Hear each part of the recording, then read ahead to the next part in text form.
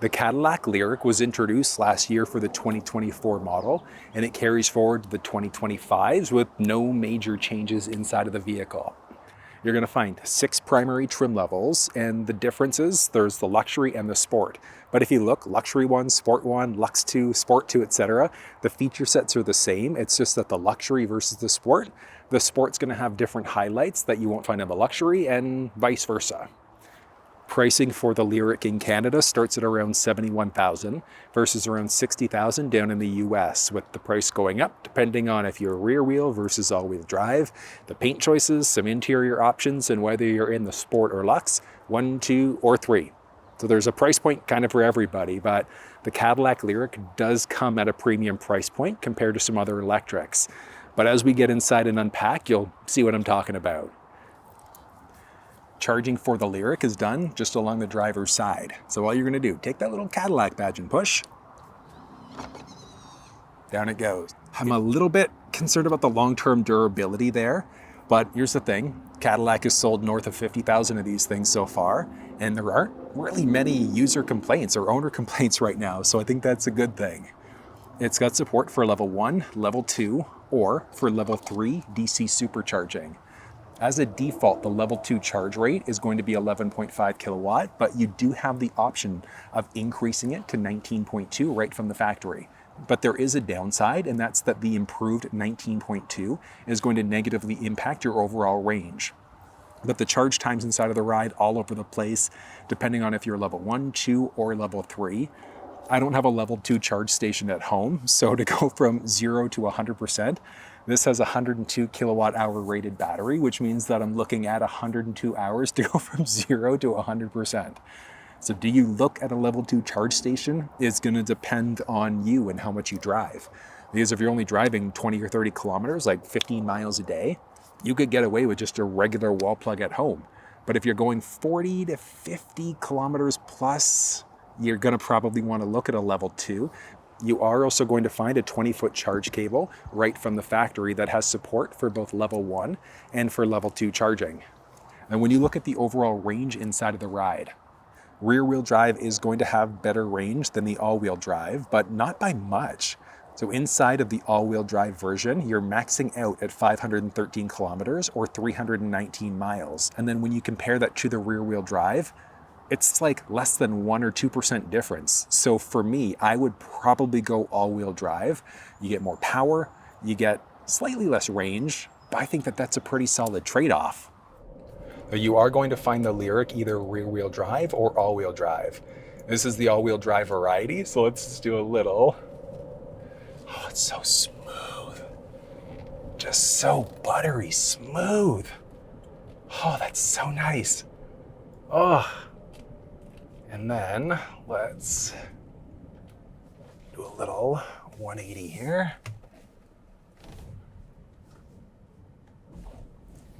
Okay, and then back up to speed. But the performance there is great. Yeah, like I said, so incredibly smooth. That handles nicely. You're going to get pretty good handling overall inside of the ride, and then you've got a few different wheel sizes and styles available. It's going to be different if you're in the luxury versus the sport models, and then the default is going to be a 20-inch wheel with the option of moving into a 22-inch. And the style of them, I love dark wheels, and typically EV wheels, they're not for me, even though these ones kind of have these little plastic covers in the middle. I'd probably try to tear those out, but the overall style, I think, works really, really well. The front end style of the Lyriq is sharp, and that's one thing that I noticed when I started seeing Lyriqs on the road. The lamps at nighttime, it just stands out so nicely. There are LED headlamps inside of the ride and so much technology. There's the forward park sensing system. There's a front-facing camera too, so you are going to find HD surround vision, so a full 360 view. There's park assist available here. You're also going to find SuperCruise, which is full hands-free driving. There is so much you're going to find inside of the majority of trim levels of the Lyriq. Inside of the Lyriq, there's only a single battery choice that's available. So it's 102 kilowatt hour for the actual battery storage. And then you're looking at either rear-wheel drive, so single setup, versus the all-wheel drive, which is a dual setup. Power-wise is night and day difference too. So inside of this one, which is the all-wheel drive, you're looking at 515 horsepower and 450 pound-feet of torque. This thing can fly.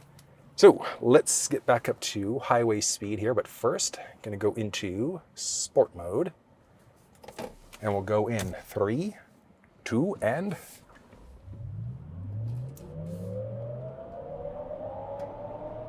$100. The performance is so good. It's just that instant torque. You put your foot down and the car just wants to fly. Having said that, I am in the sport mode right now, so that's going to give you the best possible performance. Comes at a little bit of a sacrifice because you end up losing a little bit of range by going that route, but yeah, no complaints there whatsoever. Underneath the hood of the Lyriq, there is no engine cover or front space in this whatsoever. So you pop the hood open and you can see everything that's going on underneath the hood here. And the warranty inside of the Cadillac world is pretty solid. So basic is going to be 4 years, and then all of your electric components are going to be covered off for 8 years instead. So you can upgrade your warranty at time of purchase if you want to, but do yourself a favor, regularly schedule maintenance when you have it, which isn't going to be that often. This car will treat you well. And the side view mirrors inside of the Ride are power folding, but you can disable it so that they're out all the time. We've got turn signals built in, along with the side mounted camera. They're heated, auto dimming, and then they also have the blind spot monitoring system. So if somebody enters the blind spot on either side, it's going to highlight there to let you know. Ooh, love that. Hopping inside. We'll get to that interior in a second, but along the side here, so you've got heated ventilated seats with the option for driver seat memory and the higher trims, along with massage chair seats. But then outside of that, these are going to be the same. So you can control your side view mirrors, windows, nice little galvanized handle there. There are 2 different speaker choices you're going to find inside of this Ride. So it's a 7-speaker system inside of the Sport One, Luxury One. Otherwise, it's going to be a 19-speaker AKG audio system. There's a release for the trunk, your basic pedals there, and then these are just the regular carpeted mats. I definitely recommend get the rubberized trays. Style-wise, you've got this nice Cadillac badge there. Glossy highlight looks sharp. And then, seat-wise, inside of this Ride.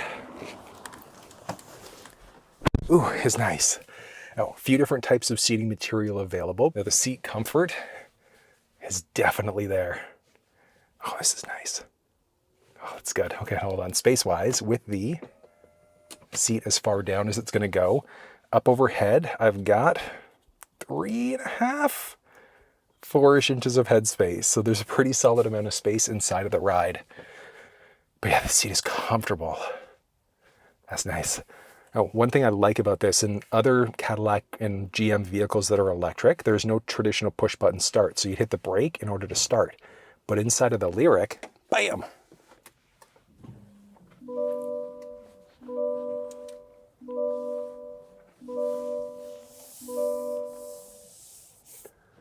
Looking at the steering wheel as well as the cluster screen inside of the Cadillac Lyriq, you're going to have the exact same setup across all trim levels of the vehicle, with the exception you might not have the SuperCruise feature, just depending on which trim you've gone for. But let's dive in and I'm going to show you everything that you need to know. The first thing that I'm going to point out is that the steering wheel inside of the Ride is going to be power telescoping. So on the column on the left-hand side, there's a button there. So you're going to go, it's a directional pad, forwards, backwards, up and down to find that perfect position. Once you do, along the side here, what you're going to do, adjust your driver's seat the way that you like to, adjust your side view mirrors the way that you'd like to. From there, you're going to tap set, and then either 1 or 2 for it to remember your own personal profile. So useful if there are multiple people that are driving the vehicle. There's also this little knob right there. So if you tap it, that's going to turn on massage chair seats. And then if you roll it, you could then adjust your lumbar support there too, or rotate it again in order to get 2 different versions of massage, or toggle the massage off completely there. Then, so many different buttons in stock. So let's start off with the stock along the left-hand side. So you could hit that in order to use your turn signals, and you can also flash out your high beams. But along the outside here, you can also tap this button in order to move between some different light modes. So you're going to be in the auto mode the majority of the time. So you can adjust your lights out this way, but through the infotainment system here, if you go into your vehicle controls and go see more controls and then lights, you've got options. So you can turn on your overhead light if you want to, but you're going to actually be in the auto high beam mode. That's what I recommend. And your auto headlight mode is the way to go. So what that means is that later on at night, if the vehicle recognizes high beams are needed, it turns them on automatically. If somebody's oncoming, it turns them off before turning them right back on again. But if you wanted to permanently lock your high beams out, go into the bottom headlamp mode there instead, so your light always on mode.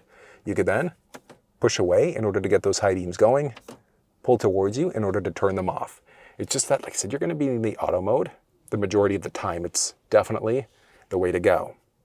And then you've got your buttons along the outside of the stick there. So there's a button on the tip of the left stick. If you just tap it lightly, that's going to be for your windshield wipers. If you push and hold, that's going to get your front wiper fluid going.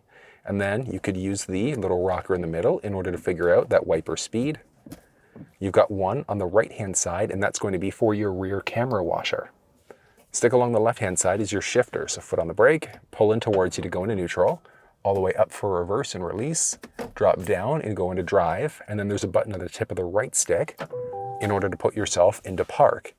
And then just down by your left knee, there are a series of buttons available. So this one is for your parking brake. So you just tap in order to turn it on. In order to turn it off, you push and hold the brake pedal, push again in order to turn that parking brake off.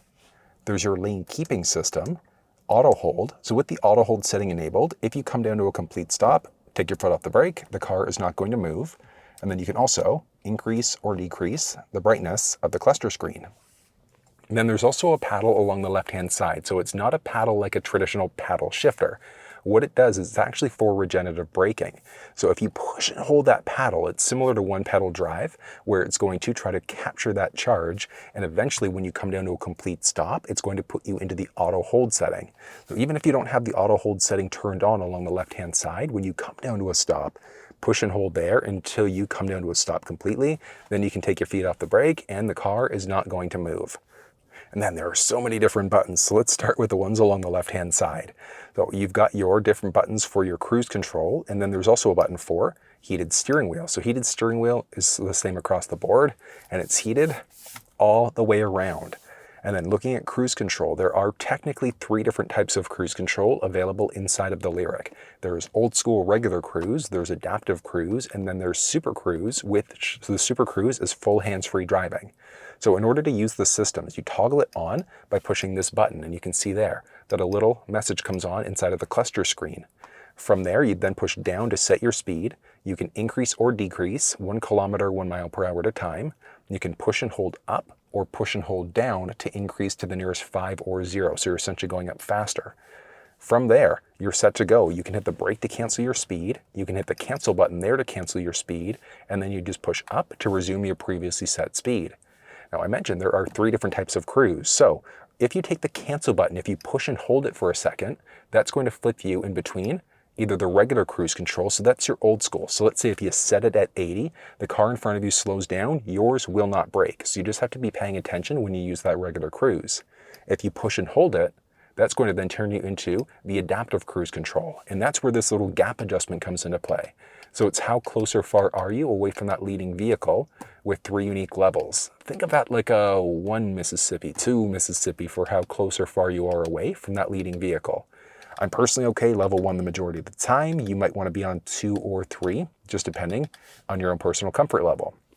And then the third type of cruise is SuperCruise. So it's not available everywhere, but where it's available, what's going to happen is you'll see a steering wheel pop up somewhere inside of the cluster screen, depending on which view you have set up. So there are a few different looks that are available. So if you look along the left-hand side, you can see a series of different options here.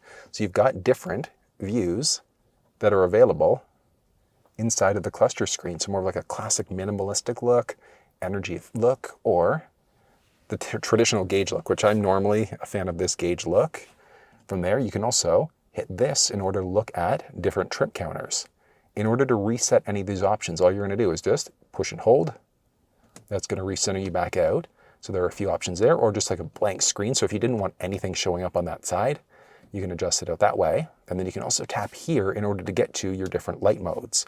You're going to be in the auto mode the majority of the time. You can toggle your headlights off completely if you'd like to, and then there's some additional modes there. So you can customize that gauge, but you will notice that the SuperCruise icon pops up somewhere. When you tap it to turn on, if it's available, it's going to go green on the steering wheel. But what might happen is you might notice that it goes blue for a second. That means that the SuperCruise system is enabled, it just can't activate yet.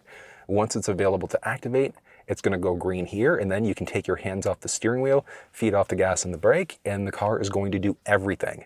It can even get to the point where it does a lane change for you automatically based off of what you have set up here.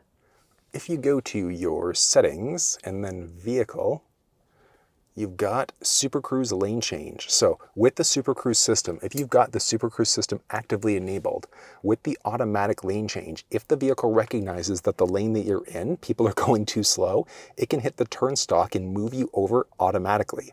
And then after it passes that slower vehicle, it can put the turn signal back on and get you back into the lane that you were in. It's phenomenal.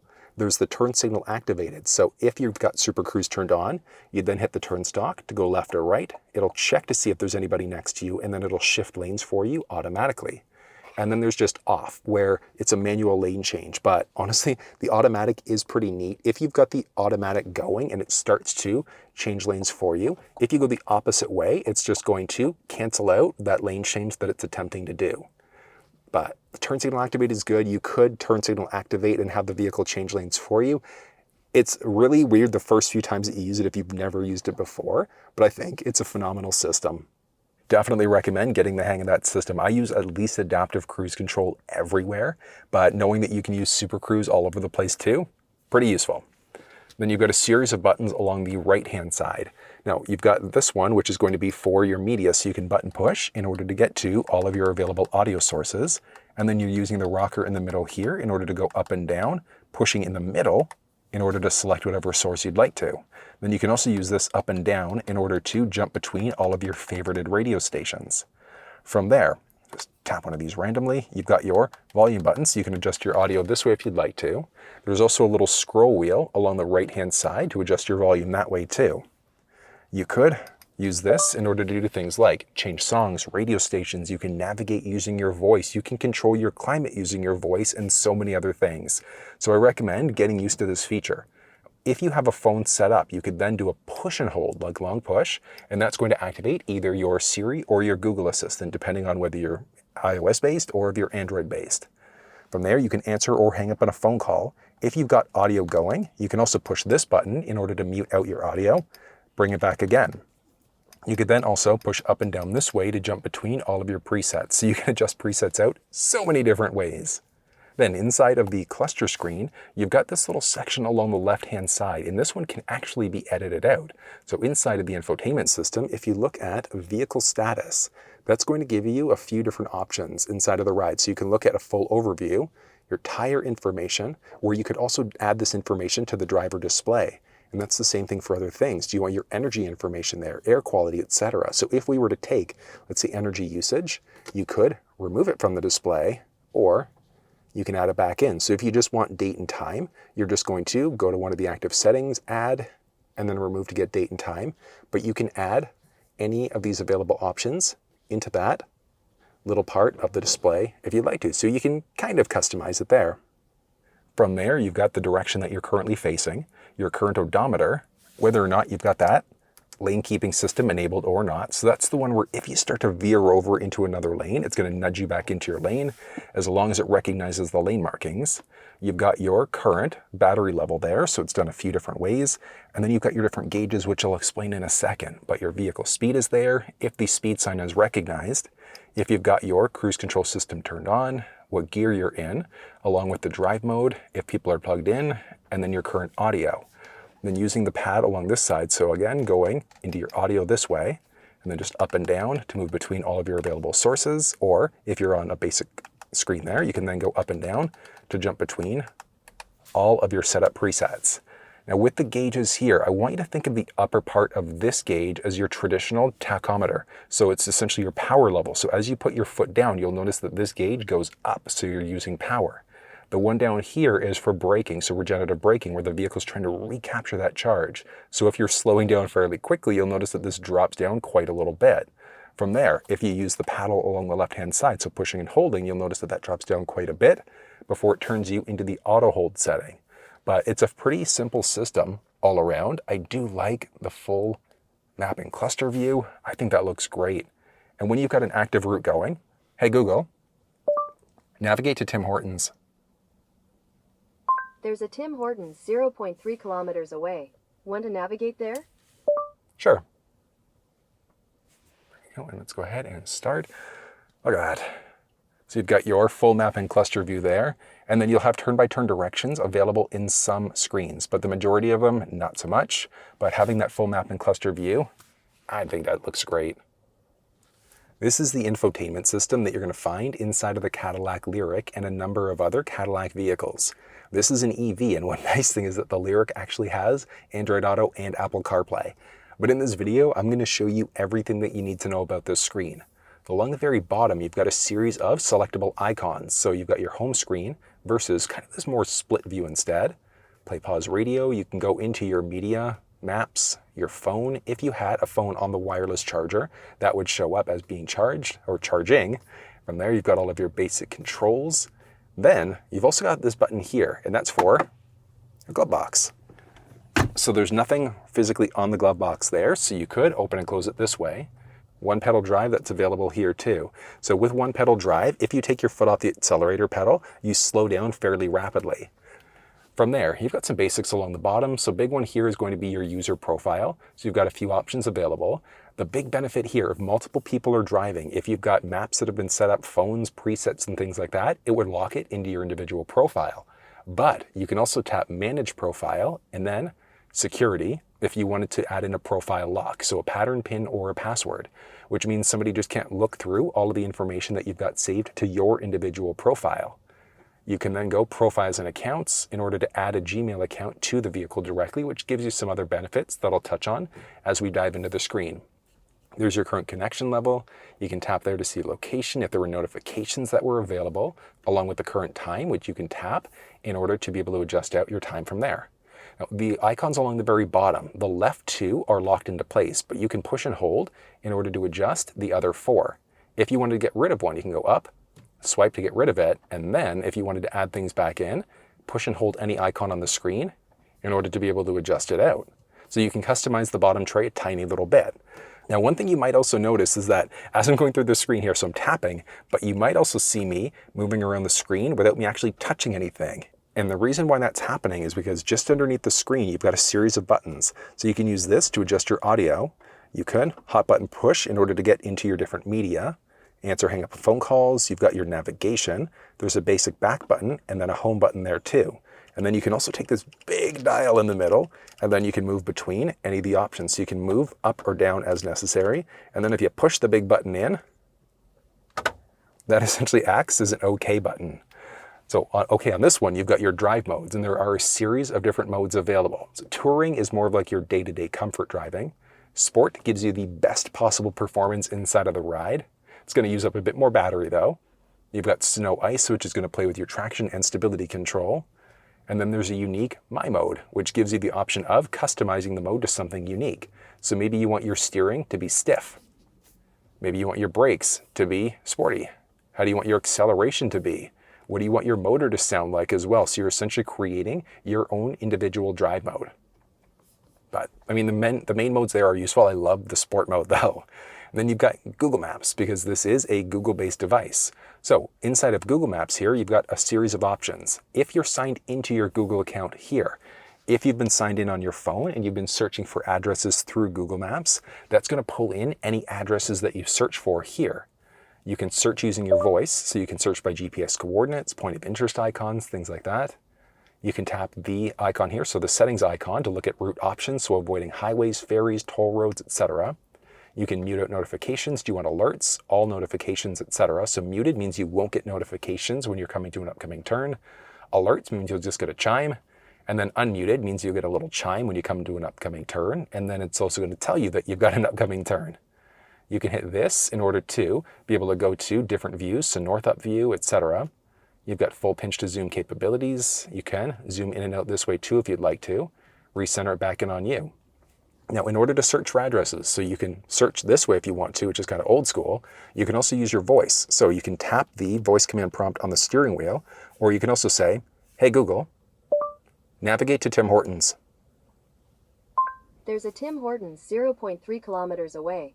Navigate to that one.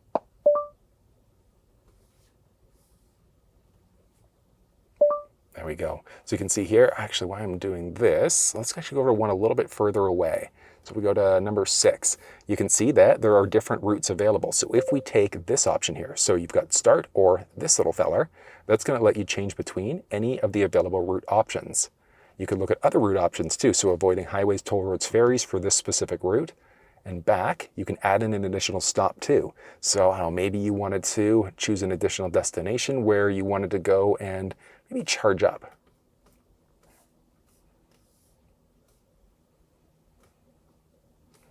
So charging stations, you can look to see what options are available there. So let's go to number 2 and then add in a stop. So from there, you could hit done, or you can push and hold in order to be able to adjust. So if you wanted to go to the charging station first, or maybe grab a coffee before you go to charge up, then just tap done and start. Then that's going to start you on your route. From there, you can press this in order to go to your route options if different ones were available. You can hit here in order to search for another address along the way. Hit this in order to get back to your little summary where you can edit stop. So if you don't want to grab a coffee anymore, just at that charging station, you can do that. Exit out and then cancel the route. So it's really simple using this system. Back from here, you've got audio available too. So audio, you've got AM, FM, SiriusXM. If you had a USB stick with MP3s, that would be available as an option. And you've got so many different sources that are available here. So if we just hop into FM for a second, you've got all of your presets that have been saved in. In order to save in additional presets, what you can do, if you tap here, you can star out any stations that you'd like to. So if there are ones that you know you love to listen to, just adjust it out from there. So you're just starring in all of your favorites. Simple. You can tune to stations this way manually too if you'd like to, or you hit the voice command prompt in order to be able to change stations that way. Now, we've tuned to a station that wasn't available on that list. So if you wanted to overwrite any of these spots, push and hold. That's going to let you overwrite it, or you can move down in order to get to an additional option there. If you tap this, you can look at some additional sound settings, adjusting out your equalizer, so treble, mid-range, and bass. Something like this I found tends to work well. You might not want it to be bass heavy. Maybe you want your treble down a little bit. So what I'd recommend here is play one of your favorite songs, and while that's playing, adjust it out until it sounds perfect for you. You can adjust out your balance and fade, so do you want it to be driver focused, rear focused, center focused, back to the middle again. And then you could adjust out your sound mode. So do you want it front focused, rear focused, or surround mode? Let's see, radio text information, if that was available there. So that's this information, so whether or not that shows up. And then you can also manage your radio favorites. So all of those presets that have been set up, you've got all of those options here. If you wanted to delete any presets, you just tap the delete icon in order to do it. So we're just trashing those stations out. Along the outside, you can see that you've also got this. So you can move any of the stations around. So if you wanted to adjust the layout of the stations, you can easily do that. And back from there. And then AM, FM are the same way. If you look at SiriusXM, you've got some additional options. So you could play pause if radio's live, that's available, bump back. You can hit here in order to go to all of your different category views. You can hit here in order to look at all of your SiriusXM information. And you've got all of your presets along the outside there. That's using audio inside of the ride. You've got a series of options available for charging. So you could select how full do you want the battery to get. If you're using the charge tomorrow and you're going on a distance trip, go to 100%. But if you're not, you ideally want to keep yourself in that 80 mark. You can either go circle around that way or move up and down this way, so you can kind of fine tune it. But you can easily adjust out this way. You can charge now, or you can choose to charge later. So if you know you're not going to get cheap electricity rates until 7 o'clock at night, you can do that. And then you can also set up preconditioning. So when you're plugged in your vehicle, you could then set what you want the inside temperature to be while you're preconditioning. So useful there. And the reason why is because if you have the vehicle plugged in and it's preconditioned to come on at a certain time, it's going to automatically warm up the cabin or cool it down, which means that you're not using battery from the vehicle. It's essentially pulling that charge from the wall in order to precondition the cabin. You've got your My Cadillac account, which gives you the option of preconditioning, locking doors, things like that. You can also create schedules inside of the ride, and this is beneficial for a few reasons. I'll show you as we set up here. So you have your home charge location set. Once it is, let's say if you have a tendency, Monday to Friday, you only want to charge up to a certain percentage. You've got that flexibility. So if Monday to Friday, you know that you're only going to work, it's pretty close by, you can have your charging complete by a certain time with your preconditioning cabin set up. So you set your schedule there, and then you can create a multiple schedule. So maybe on the weekends, so Saturdays, Sundays, you know you go away on trips. So you want to go to 100%. You leave at 8 o'clock in the morning.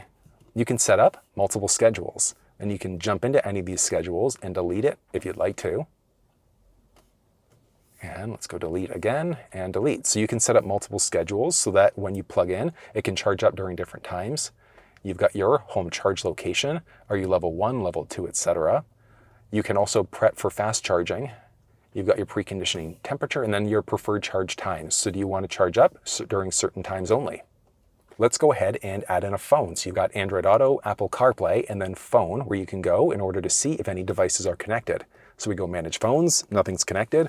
So let's go ahead and start off on the iPhone side of things. So what you're going to do is just tap add phone. On your phone, you're just going to Bluetooth, and there we go. We've got Cadillac to show up. There we go. And pair. Would you like to pair up? Pins match up. So let's go ahead, pair and pair. Do you want to allow contacts and favorites to sync? This is not my car, so I'm saying no to that one. Now, you can stop here. So we're connecting over Bluetooth, so you'll be able to make phone calls and stream audio that way if you'd like to. But you've also got the option for wireless Apple CarPlay. It is backwards compatible, so you could use a USB-C cable if you wanted to go wired, but let's go ahead and use CarPlay. So let's go and enable, and it's going to take a second here to show up. Boom, and look at that, we are fully connected. So you can see there, you've got your current time connection, battery level. These are miscellaneous apps. So it's which map was open last, which audio application, which miscellaneous application. Then you can tap here in order to get to your little home screen. Tap for the icon view, and you can swipe across from there. Now, this home screen is kind of customizable. So you'll always have whatever map was open last. You've got your search box and then audio for what you were listening to last. If there was a calendar notification coming up today that hasn't passed, that would show up here. If that has passed and you've got no more notifications, search and audio would be stretched across the top there. And then you've got so many different apps available. Apple Maps, Google Maps, and Waze are all available here. The downside? No pinch to zoom capabilities, but you can easily select between these apps. There's Flow, which is available, and a number of other ones. If you can't even get to this point because CarPlay is not working for you, check down in the description of this video for a little walkthrough on some common CarPlay fixes. You can also customize the screen too. Now, if we go settings, you could put yourself in a driving focus or adjust out the wallpaper. So maybe there's a color scheme that speaks to you a little bit more. You've got the flexibility of customizing it and making it your own. I like how it extends out though, that looks great. Now on the steering wheel, there's a voice command prompt. So if you tap that button, that's going to pull up the assistant for the vehicle. But if you take that same button, do a long push and hold, that's going to be the assistant for your phone. So short button push is the vehicle assistant. Long button push is going to wake your Siri assistant up instead. In order to customize the icons here, what you're going to do is hop into your vehicle settings. You're going to go General and then CarPlay. Just find your vehicle. So we're Cadillac there. You can forget it. There's enhanced integration and then you can customize. So if we were to customize, you could go up and adjust out any of these options. So all we're doing is just taking the hamburger icon and dragging it. Anything with that little minus next to it, you could remove it from the screen. So it actually removes it. It saves it at the very bottom. So if you hit plus and plus, that's going to add it back in. If you don't like the icon layout that you've created on the phone, you can tap reset, and that's just going to bring it back to that factory default layout. Now, one thing you might have noticed is the option for enhanced integration. Where this one comes into play is, let's say, if you wanted to have a map set up.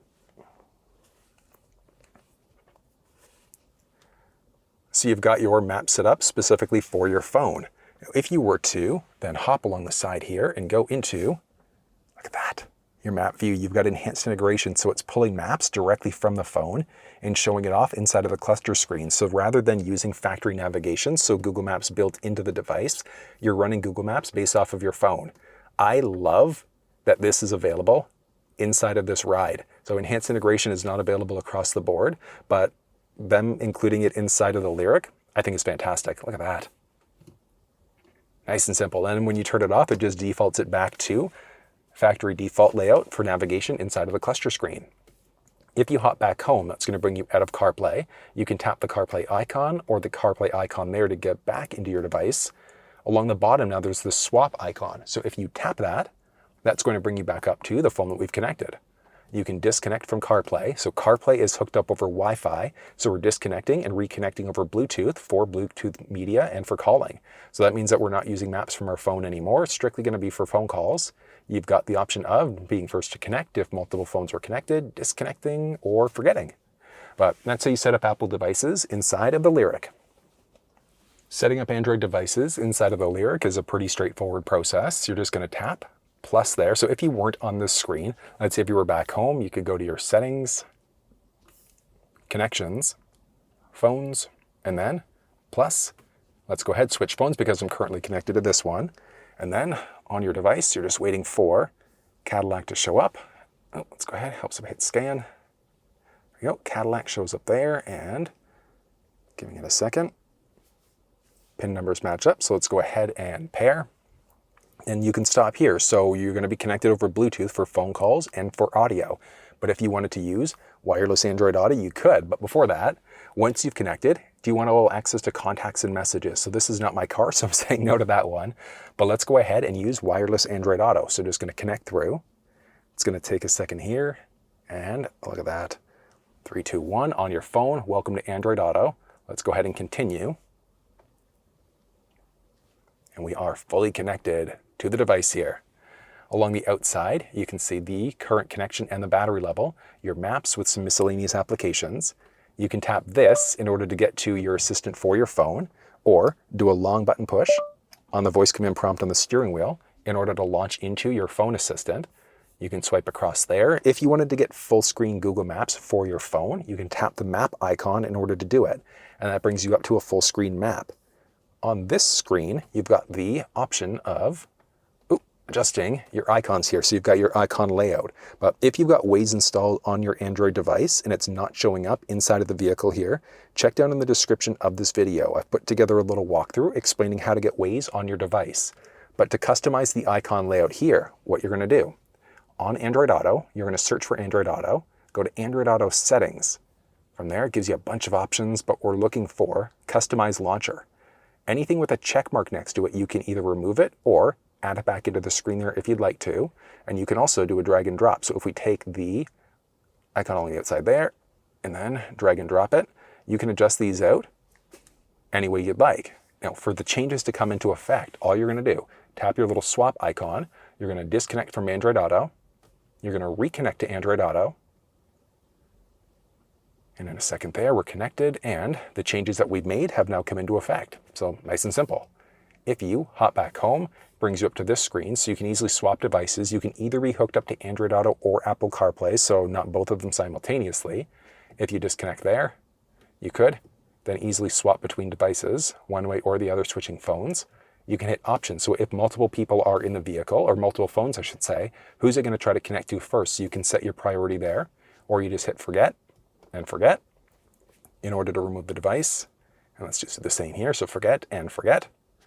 And there we go. But it's that easy setting up Android and iPhone devices inside of the Cadillac Lyriq. You've got your camera available. So there is a full 360 view, so HD vision, and the quality is fantastic. Front, back camera, you can look at your side there too, your guidelines. So in your backup view there, you've got your guidelines there. Trailering, you can have your guidelines off. I'm a bigger fan of keeping them on though. You've got all of your different views, and back again. There are a boatload of settings, which I'll touch on last. There's ambient lighting available inside of this ride, and the light colors, so you can select different themes. So if you wanted something a little bit unique. You could toggle the ambient lighting off completely, but you've also got some options for customizing. So do you want it different front back? You can sync up the front and the back there too if you'd like. You can adjust the brightness. You can also link it to your drive mode, where that comes into play. So as you change between all of your available drive modes, it's going to change up the color, what's going on inside. I love how it goes red in the sport mode. Makes it more aggressive, in my opinion. But different options for ambient light. The vehicle does have park assist, so it can help out with both parallel perpendicular parking in and out. If you want a full walkthrough though on how to actively use the park assist system, check down in the description of this video. You've got some climate control settings that are available inside of the screen. One neat thing is that the climate control settings there are built into the screen, but just underneath, you've got all of your settings here. So you can easily adjust it out from there if you want to, adjust your fan speed, going to face feet, and that just adjusts out what's going on inside of the infotainment system. But you can take it a step further. Hey Google, adjust the fan speed to 1. Sure, changing the fan speed to 1. You can change climate using your voice. So rather than adjusting all of the different dials and things like that, you can adjust everything out using your voice. So again, climate, you can change your audio, you can navigate, and so many other things. Takes a little bit of getting used to, but it's pretty neat that's available. There is the option for tri-zone climate control inside of the Lyriq. If yours has tri-zone, you'll see rear. If it doesn't, you'll strictly see front. But with the rear, you can turn it into an auto mode. You can lock out that rear console so people in the back can't adjust it out themselves. You can sync it to whatever the driver's side is set up for. And then you've got options here. So when you go to start the vehicle up, do you want your heated seats to come on, ventilated seats to come on? Do you want your climate to start up, auto defog, defrost, things like that? We're in the summertime now, so let's just say no to that one, but you've got different options for the climate. There are a series of different controls available here too. So child safety locks is going to make sure those back doors can't open up. You could also release the glove box. You can adjust out the overhead dome lighting. You can lock out those rear windows, hot button push to get back into your camera. There's traction control. The only time you're going to toggle this off is during wintertime driving. And if you're not getting wheel traction, you can disable it. You've got park assist, which is your perpendicular parallel parking. Park assist there is the sensing system. So that beeping that you get as you get closer to obstacles, as you go to either reverse or move forward with that sensing system active. From there, you've got your motion sensor for inside. Do you want that toggled on off? Swipe across for your charge port door so you can open and close. But more controls gives you advanced options. So it's essentially all of the same things. You've got your drive and park, so you can toggle traction control on off, your one pedal drive, and then you can also program in a universal remote. So if you've got a garage door opener at home, your Google Assistant's there, which again, we can do so many things. You can hit it there, but your easiest bet, either hit the voice command prompt on the steering wheel there, or okay, Google, in order to activate it that way. Play Store is available here. Benefit, once you sign into the Play Store, that does a few things. It lets you download additional apps like Waze directly onto the infotainment system. But it also, inside of your maps, mention there, if you're signed in, it's going to pull all the addresses from your phone, if you're logged in there, directly to the infotainment system too. And then there are Spotify and Alexa that are built right in. So there are a lot of features here, which means the last up is going to be all of the vehicle settings. Starting off with connections, that's where we get into phones. You can disable Android Auto, Apple CarPlay. The vehicle has a built-in wireless hotspot, so you, rather than chewing through your phone data, would be able to use this as a hotspot instead. You do need an active plan through GM in order to be able to use that. You've got vehicle settings, which we've already seen audio. You can customize that individual drive mode, which we've seen. There's Teen Driver, which gives you limitations for an individual key fob. So if you know you're lending your vehicle out to a kid, valet, whatever the case may be, you can set up limitations there. Rear seat reminder, when you go to turn the vehicle off, if you've opened the second row doors, you'll get a reminder in the cluster to check your back seat. Buckle to drive, when you go to drive initially, what's going to happen there with buckle to drive, and it's going to tell you, with it enabled, it's going to tell you that you have to buckle in to drive. After a few seconds, it'll let you go anyways, but I'm just not a fan of that setting at all. You've got options for climate, air quality control, defog, defrost, keep those ones enabled. Do you want your heated seats to come on when you start the vehicle up? Ventilated. There's collision settings. Alert type is kind of neat. So you've got your safety alert vibrations. So let's say if you're in reverse and you're backing up and there's an obstacle behind you don't see, or if there's some sort of safety system enabled, your driver's seat is going to vibrate. It feels so funky the first few times that it happens, but it's just letting you know that there's something going on. So you can get that seat vibration or just a beep. When you are in a potential accident, it can give you an alert and brake. If there's a pedestrian in front of you that you don't see, it can brake. So you can adjust all of these settings off, turning the majority of them off if you'd like to. Some of them though, if you have, let's say like emergency braking off, you'll get a little notification inside of the cluster screen. So that just means that you've got the automatic braking turned off. So I do recommend keep it turned on. It's a good general safety setting inside of this ride. But all these things, lane change alert, park assist with braking, rear cross traffic braking. So as you go to back up, if there's an obstacle in behind you that you may not see, it's going to let you know. And then if there's a pedestrian as you go to back up, it'll let you know that too. Comfort and convenience, different chime volumes. You can adjust those out as you get little beeps. You can adjust out the rear opening liftgate height. Do you want it to open up as far as it'll go? You can set a custom height. There's a button on the liftgate door that you can push and hold in order to set a unique height. Or if you have it turned off, that just means that the liftgate goes into a manual mode. So you just release there and then lift up in order to open. With the reverse tilt, so I'm personally not a fan of this one. So you can have it for driver, passenger, or either or. So when you go into reverse, it's going to drop those mirrors down both sides, back into park. It just lifts it up again. So not a fan of that one myself, but you can go either or. So if you want both side view mirrors or one or the other. Remote mirror folding, when you go to lock the vehicle, do the side view mirrors fold in. Lighting, so ambient light or exterior choreography. So when you start the vehicle up, I like the pattern at nighttime. The front end look of this ride is fantastic. See, power door locks. When you go to auto unlock the door, is it all doors that become unlocked or strictly the driver's door?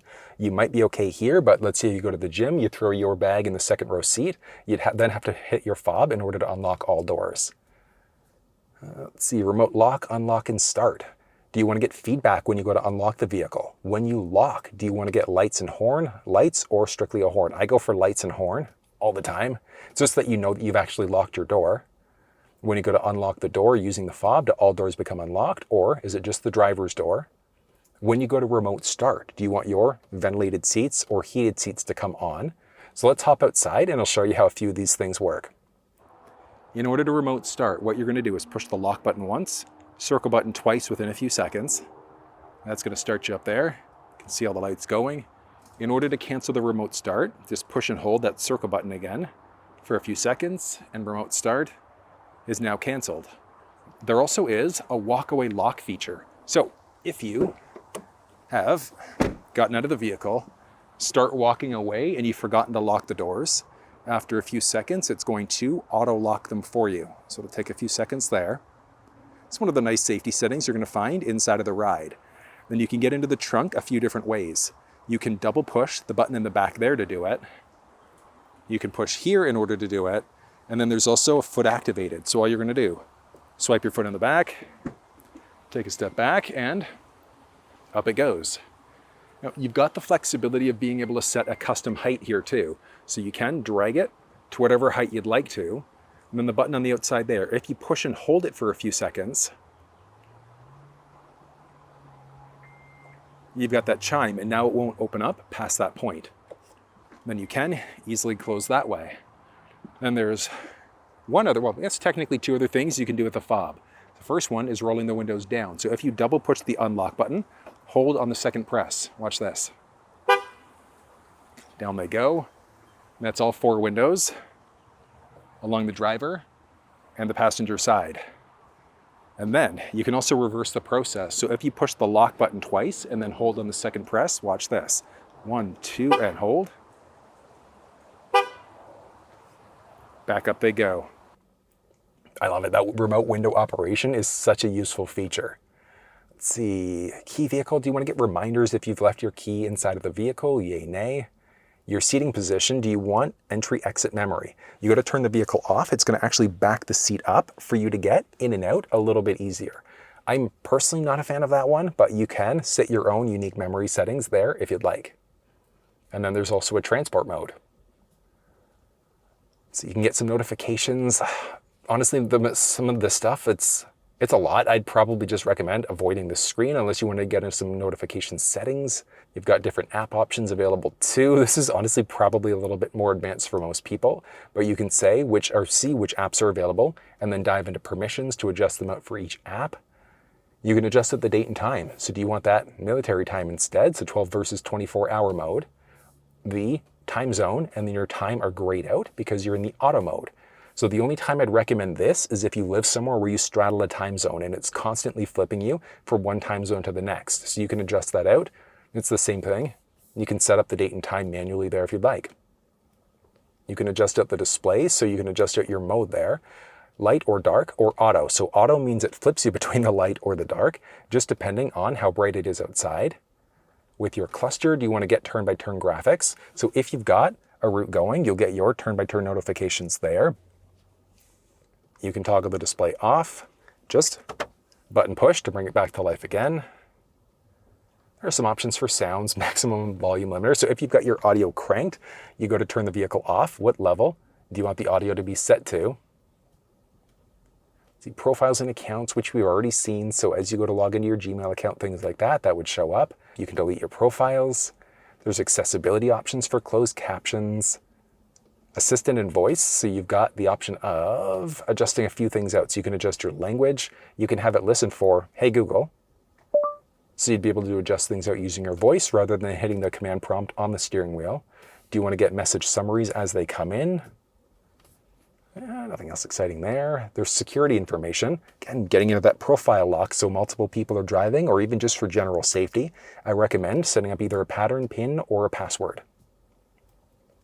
Then there's some system information, so you can adjust out the system language, so English, French, or Spanish. You can adjust out your keyboard languages too, or you can adjust out your measurement units.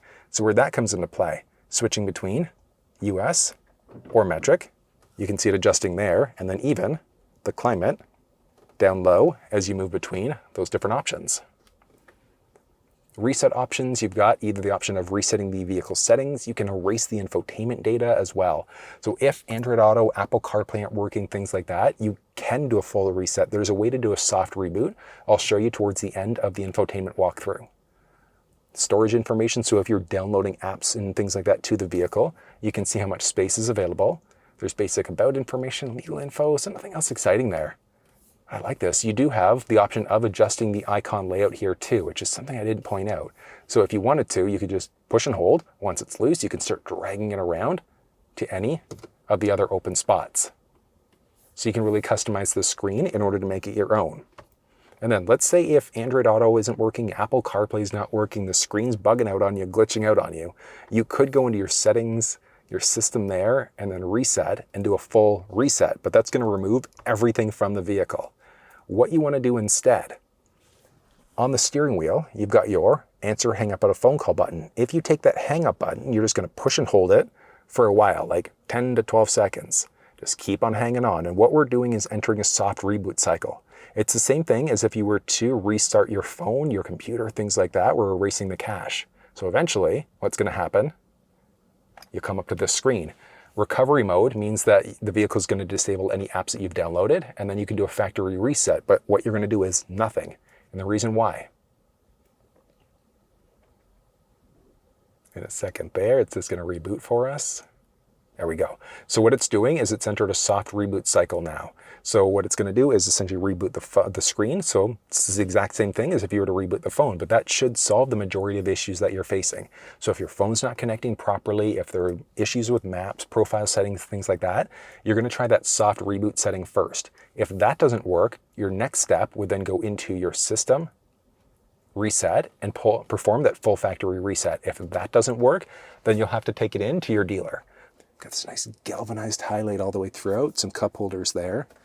This, I wasn't crazy about it first. There's no way to lock it down, but when it's down, and then just easy to lift. You're gonna find a wireless charge pad in the ride with a USB Type-C data port. So you've got a charge port there, data port there. So if you wanted to use a USB stick with MP3s or hook up for wired Android Auto CarPlay, you've got that option. There's a 12-volt power point there. And then just, yeah, the style here. So there are a few different types of material for the seats that are available, a few different color schemes too. But that is solid. Up overhead, there's an auto-dimming rear view mirror that also has fully digital rear view capabilities. So that's not standard across the board, but it's a pretty neat setting too. Because I mean, looking at the back window there, it is a little low profile. So being able to use that rear mounted camera is pretty useful. Since this is a GM vehicle, you're looking at your OnStar mode, SOS mode, 4-way blinkers, and then you've got the option for this full panoramic roof that you can open up. So by default, it's going to be a fixed in place, but then you've got this. And it just opens things up. So nicely.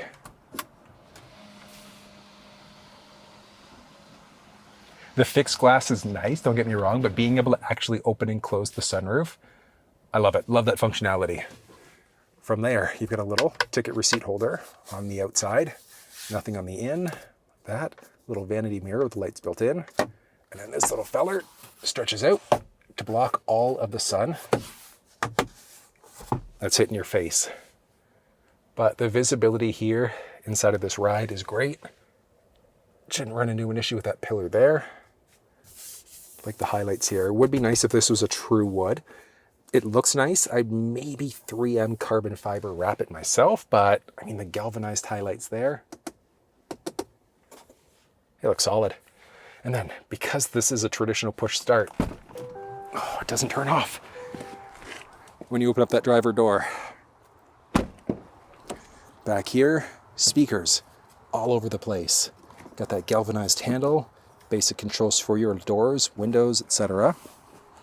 Then, with the driver's seat set up for myself being 6 feet tall the way that I would drive, I have a boatload of foot space, knee space, and head space sitting fully upright.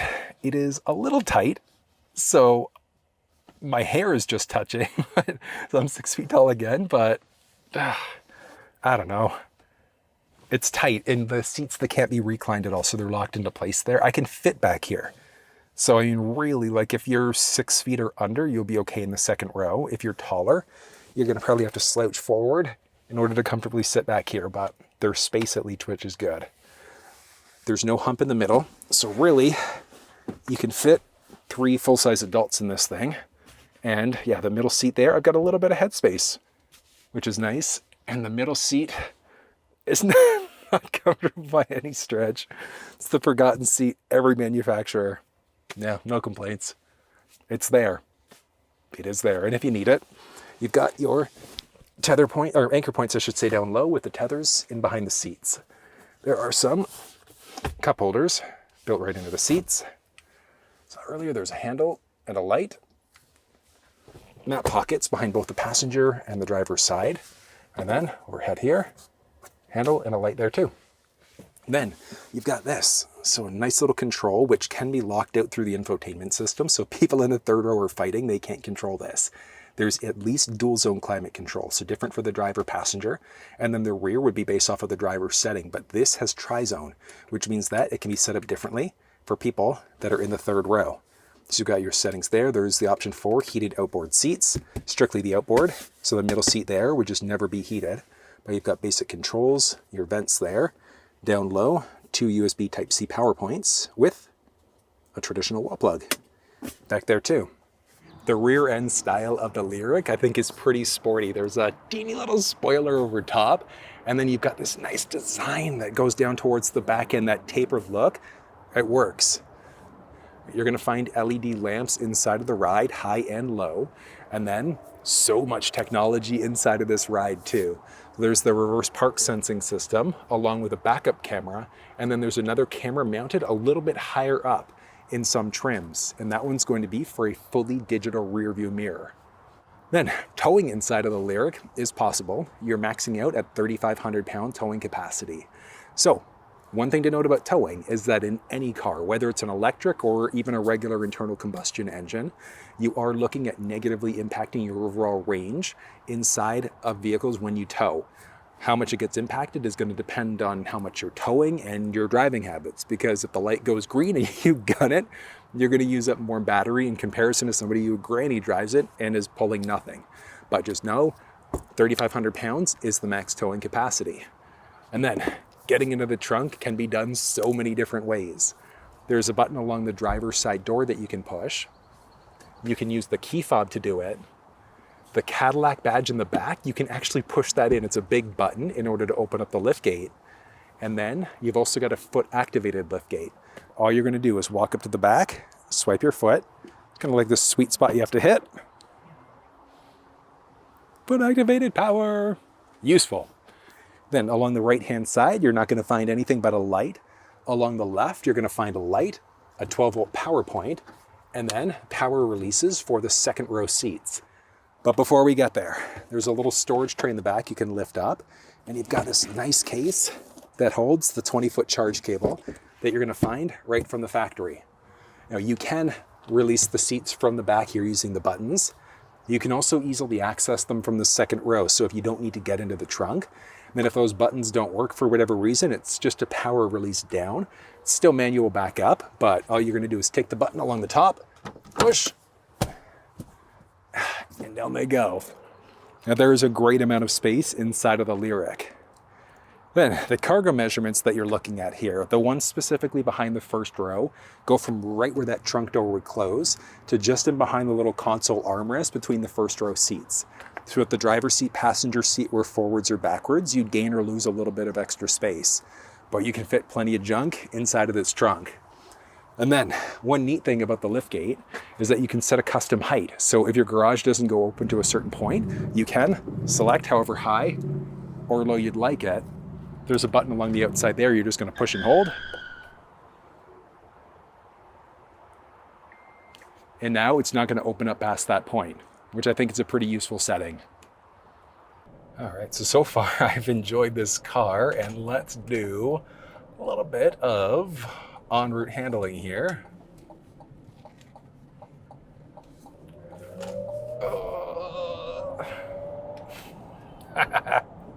So this isn't even in sport mode right now, but that's nice.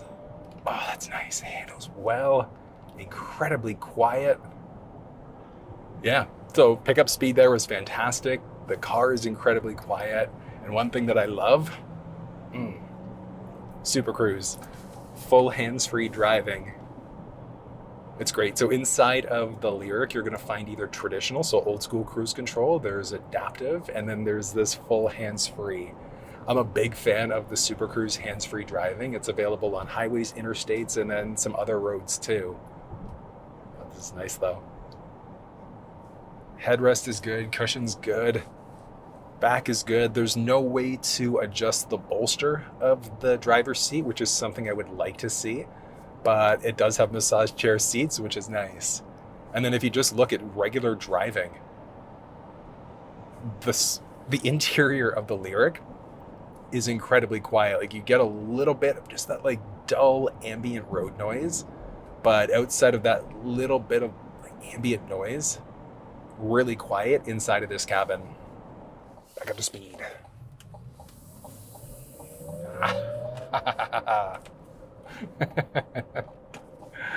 So it just puts a smile on your face. Like, how could it not? How could 450 pound-feet of torque not make you smile?